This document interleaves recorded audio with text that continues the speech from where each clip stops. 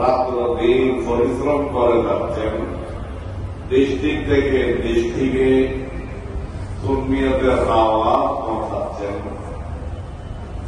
এই ধরনের ব্যক্তিত্বগণের মধ্যে একজন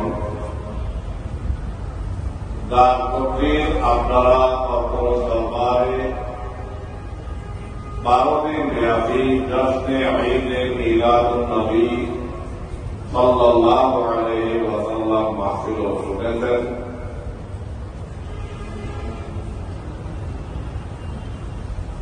আহলে সুন্নাত ফখরে মিল্লাত হযরতে আল্লামা মাওলানা ফায়জুল কবির বদরি নীলফামারী দামাত বারকাতুহুল আলিয়া ইনি আমাদের মাহফিলে তশরিফ এনেছেন। আজকে এই অরব মোবারকের পবিত্র দিনে আল্লাহ এই মহান নবীর